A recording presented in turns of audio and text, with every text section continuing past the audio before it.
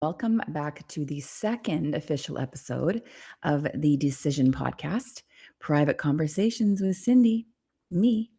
And I have to tell you that, this platform feels really special because I feel like there's a very different intimacy that comes with having these podcasts that are designed specifically for subscribers like you, because it's not really a podcast. It's the kind of conversation that we can have here, like I'm speaking just to you, the kind of conversation that I wish someone actually had with me 15 years ago, because I think this conversation would have saved me so much pain and confusion and wasted time in my life. If someone had sat me down and said, Cindy, I know that your marriage is struggling and that it has a lot of issues in it, but I think there's something even more important happening here that we need to go into first. Because if I would have taken that step back, if I would have had that guidance and that advisory, I would have saved years of confusion and resentment and believing that I was waiting for someone else to change, not being the best mother that I could be, being so disconnected, so distracted, because I was so unhappy. And in that time, I had completely lost myself. I mean, losing myself started when I first met my ex-husband, to be honest, because I really did not feel worthy of him, his family. I'd come from a very blue-collar family. He was a very white-collar, very affluent, and I believed that I really had to morph and change myself in order for him to pick me, in order for him to want to be with me. And I wanted to make him happy. I was never raised to really be solid in who you are. It was always to morph to whatever anyone else wants you to be. You do that because we make other people happy and we don't rock the boat. So I think for me, I was scared of losing him and I so much wanted to be chosen. So I was 19 years old trying to become a version of myself that wasn't really me. I tried to adopt everything that he liked. I tried to like even the same foods, the same music, and completely dismissed my own needs and wants and desires because I felt that it was embarrassing. I mean, there were lots of times along the way that he made me feel embarrassed about it. And so I shut it down and thought the more I could be like him, the more that I could have the same likes and the same qualities, then he would choose me. And you know what happens over the years when you do that to yourself, when you try to be a version of yourself that you're not, because you feel like that's going to bring you more love, you lose yourself. So if you're here today, maybe you're questioning your relationship and you're wondering that maybe you stayed too long, that you've abandoned yourself along the way. And now that you are here, you're terrified of leaving because there's a version of yourself that you've been putting on the back burner for so long that you don't even know them anymore. You know this version of yourself that shows up in this marriage as this person, as who everyone else wants you to be, but you don't really even know who you are. And a lot of times we don't really know how we feel. And so I just want you to know that if you're here feeling this way, you are safe here. You are not judged here. I'm not going to tell you to stay, and I'm not going to tell you to leave. I'm simply going to help you come back to who you really are under that self-abandonment. Because I honestly believe that that's where every good decision begins, going back to the truth of yourself, regardless of the version of yourself that you've had to create along the way. So I want to tell you a story, and it's not one I've shared very often. For years, I genuinely believed that I was a good wife. If you asked me back then, I would have told you that I was desperately loyal. I was committed. I was responsible. I put my family first. I was a great mom. I actually believe I'm a very good mom, an excellent mom. That's really where I thrive and shine. I supported my husband. I turned my back on indiscretions because I thought that's what a really good wife does. I wanted to be the cool wife too, the one who overlooks all the mistakes and doesn't care and stays in it, right? And I didn't ask for much. I wasn't a big spender. We had a great life, very affluent, but I wasn't the girl who was buying designer bags or clothes or asking for fancy vacations and 5-star hotels. I was spending our money on food for the kids, activities for the kids, keeping a home. I didn't feel like I was demanding. I didn't feel like I was dramatic. I wasn't someone who was constantly starting fights. And in my mind, those were all good qualities of a partner, as long as I stay solid here and never ask of much. The I kind of wore that like a badge of honor, that I was just here to do all the things. I'm easy, I'm low maintenance, I don't need much, I'm not materialistic. And if have you ever said those things to yourself? To try to convince yourself that like I'm so good I should be chosen. And because I certainly did. And I very much believe in those things. I'm not that person anyways. You'd meet me today. I've been divorced for 8 years, but I'm still not a materialistic girl. I would rather experience an amazing dinner at a restaurant with my kids than buy myself a designer bag. Not that they're in the same category of price, but let's just be honest. I'm much more of an experience person rather than a thing person. And my ex-husband, coming from a very affluent family with a lot of money, he was very much easily swayed into that life, but I felt like I was the grounding force. He said he didn't want to be that person. And so I was there to keep him on the ground, and I wanted to be seen as easygoing and understanding and the rock and so patient. But when nobody really realized, including myself, was that underneath all of those compliments, I had slowly disappeared. I didn't really notice it all at once because I don't think anyone really wakes up one morning and thinks, oh my God, I don't know who I am anymore, right? It doesn't happen overnight. It happens in one tiny decision experience at a time. One tiny compromise, one tiny turning a blind eye to something, one tiny silence, one little, you know what? It's okay. It's fine. Even though so many times over the course of my marriage, it wasn't. And I would tell myself, you know what? Don't rock the boat. It's not worth bringing up. He's had a stressful week. It's no big deal. I make a big deal out of things. I'll just let this go. Maybe I'm overreacting. Maybe my expectations are too high. Marriage is hard. Does any of this sound familiar? Because I lived there and I lived there for years. But I was also a stay-at-home mom for 11 years. And so I wasn't sure of what my other options were. I didn't have a family that I could fall back on that could support me financially, even emotionally. And so for me, it was either this or I was completely by myself.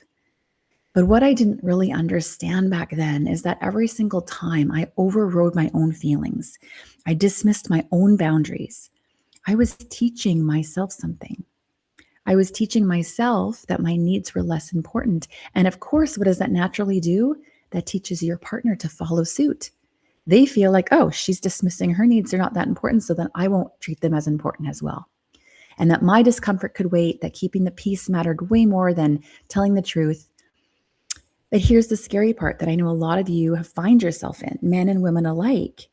After enough years, things just become automatic. You stop checking in with yourself. You start just distracting yourself with things outside of life. And I became so skilled at putting my game face on, locking and loading it every day, getting up, doing the thing. Don't show your weakness. Don't show your emotions. Read everyone else's emotional temperature in the room. And, I could tell you exactly how my husband was feeling. And it was usually very similar every single day. He'd come home from work. He would work for his mother, his family business, complained, hated it every single day. But it was all about his needs, his wants, his feelings. I knew what the kids needed. I knew what everyone needed. And nobody ever asked me what I needed, even myself. So when I'm not asking myself, no one's going to ask me because I'm not setting that boundary that I'm important enough. And to be honest, back then, I don't even know if I could have answered it. I was so disconnected from my own needs. I'd stopped listening to them so long ago. I don't even know if I could have named them at that time. What's super fascinating is, people think that self-abandonment is dramatic, right? That all of a sudden you've let yourself go and you've lost yourself. But it isn't. It's not like a movie that one giant moment happens. And, it's like saying, whatever you want for dinner, even though you really wanted something else. It's like saying, yeah, no problem. You know what? I'm fine when your feelings are hurt, just so that you don't rock the boat. It looks like pretending you're not bothered. It looks like laughing something off. It looks like accepting passive-aggressive comments and jokes and letting them roll off their back, even though it was a paper cut after paper cut. It looks like accepting behavior that doesn't feel good to you, but because confronting this and being honest feels way harder. It looks like apologizing just so the tension goes away. It looks like slowly becoming someone who doesn't deserve to take up much space. Because, I mean, how could I? I was given this beautiful life. I didn't have to work, and I didn't work for 11 years. I had everything that we wanted. How could I possibly raise my needs when I should be grateful in everything that I have? Right? And society applauds you for that. Think of how many times people look at, oh my gosh, they're so relaxed, they're so easygoing, they just go with the flow. Like, we're praised for being accommodating. We're praised for being flexible, selfless, giving.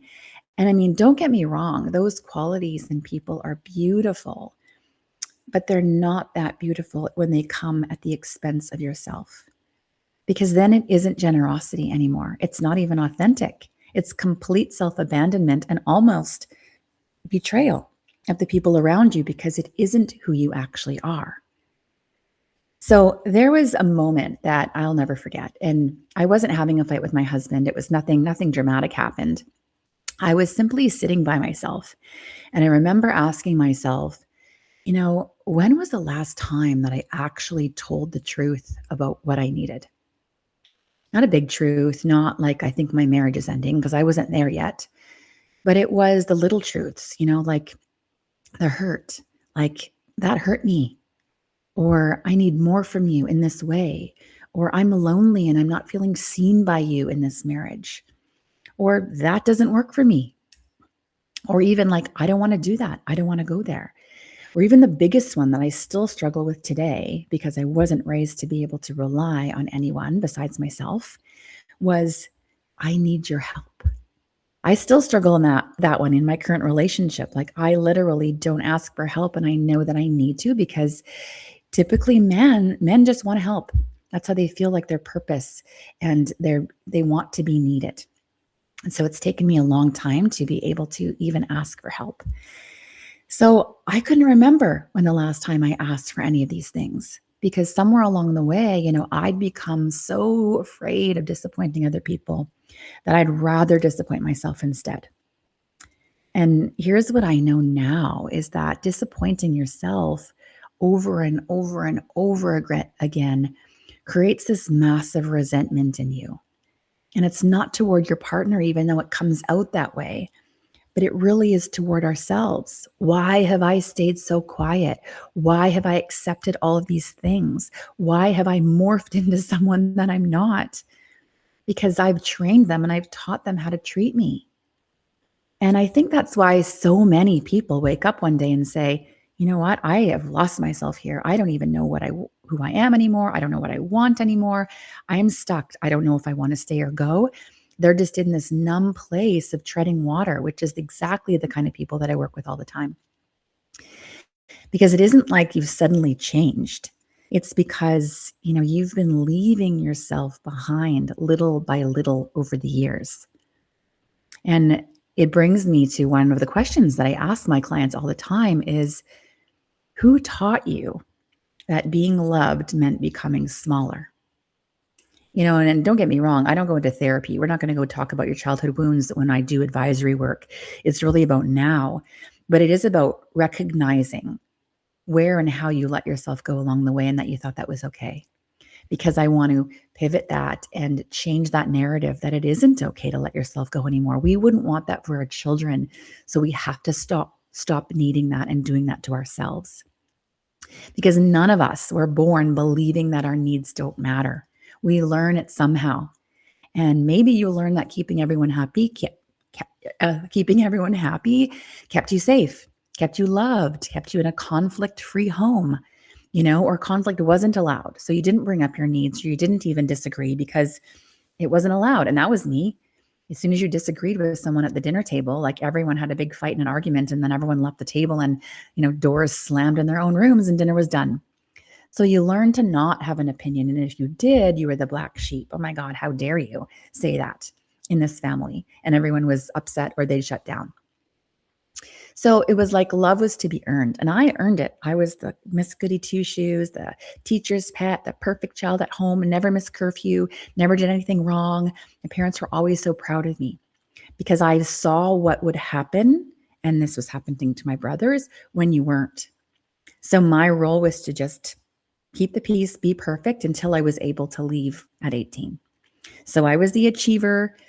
I wouldn't say I was the caretaker because I sort of avoided anything at home to allow me to caretake.